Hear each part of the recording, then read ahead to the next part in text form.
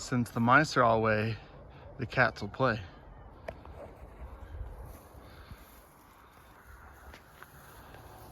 At least that's how the saying goes, right? Robert here with the High Deseret Ranch channel on this President's Day.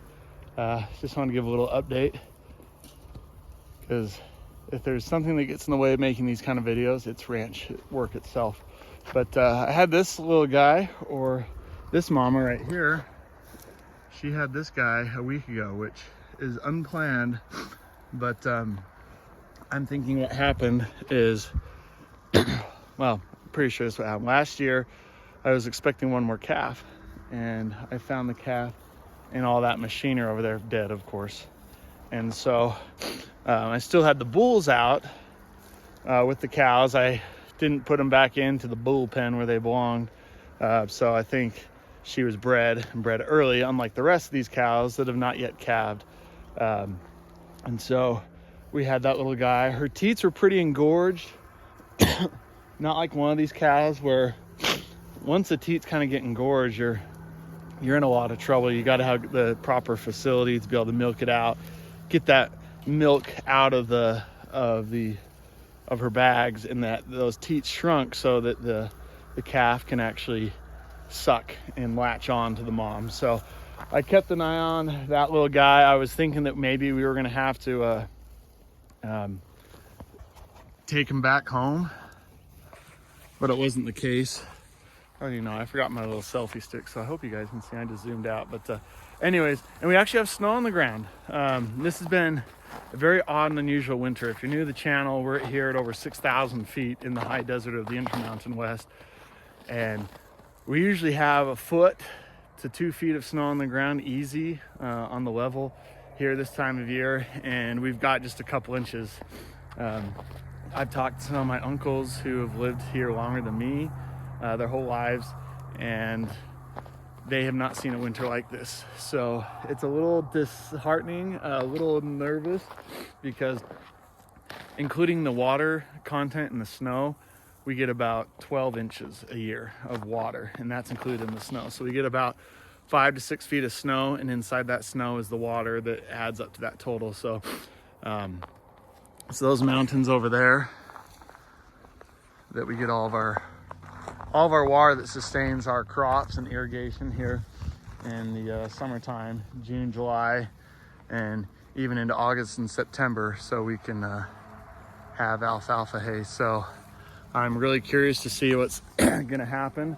We're all hoping and praying for a wet spring and then even a mild summer. We had a mild summer here in 2019, and a storm almost once a week. Not a big rainstorm, but just enough to keep the temperatures cold and things pretty green around here. We kind of felt like we were back east, even though really we probably, I think I'd have to look, maybe had 15 inches of total precipitation that year. So anyways, a different kind of beautiful here, more of an austere beautiful, as I like to call it. But so yeah, the calving season has begun. I like to calve later, end of March, 1st of April. Last year we had our calf the first week in April. He was awesome. The kids named him Mandrill because he was, for those Lord of the Rings fans, he was a beautiful bright red. And while we're here doing chores, the children got to witness him being born. So that was really cool. I like to just have calves a little bit later, because in a typical winter, that little guy probably would have been dead. Obviously, I wasn't expecting that to happen. The bulls, I'll have to show you.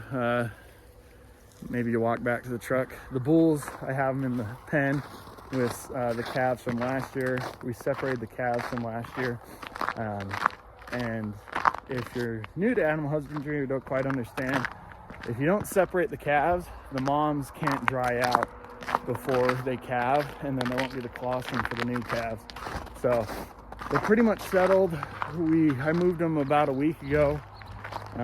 They're just here close to the moms. The moms can see them, because too, if you take the calves away, little pigs, if you take the calves away, the moms will freak out. Sorry, I've been pitching a lot of hay, so my arm's a little tired. The moms will freak out, and the calves, they'll bust your fences, and you'll have all sorts of problems. So I've got the calves over here They're eating their breakfast. And yeah, so that's kind of a little ranching insider knowledge. And this little red gal, that little red heifer, I'm glad to see that she's doing well. We lost her mom. Her kidneys weren't processing like water, so she was retaining water. So luckily, I thought she'd maybe swallow the wire, and so did not only the vet to inspect, but also the butcher. But upon further autopsy, it was her liver or kidney, one of the two, kidney that wasn't processing the water. So she was gonna die anyways. We turned to ground beef. But that little gal, she's a beautiful little red heifer, trying to put some weight on her. So anyways, she's doing well. So that's a little update there too. And kind of built the little working man's feed setup.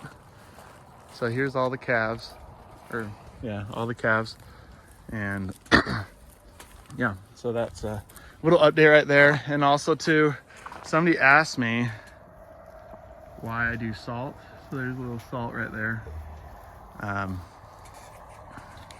And that's because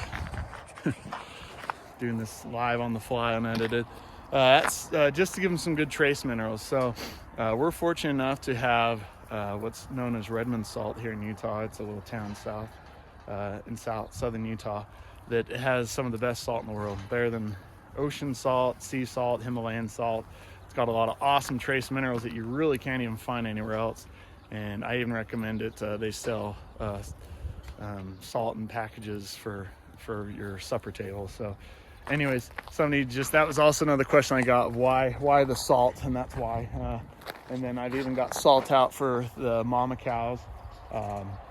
They also sell a selenium, so it's higher concentration of selenium, which I've started them on that. So as they milk, they'll be able to get that added boost of selenium for their calves and for their own bodies to produce excellent tasting milk for their young. So anyways, I'm gonna head and do some more things here on the ranch. I've got to go to the warehouse and figure some of that stuff out.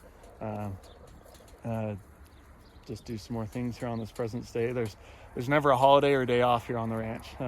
It's a 7-day-a-week operation, and with calving season just around the corner, it's going to be a little bit more hectic and complicated around here. But I hope that I was your ticket to escape the ordinary, and thanks for coming along and finding out just what it's like to live the high life here in the high desert of the Intermountain West, only on the High Desert Ranch channel.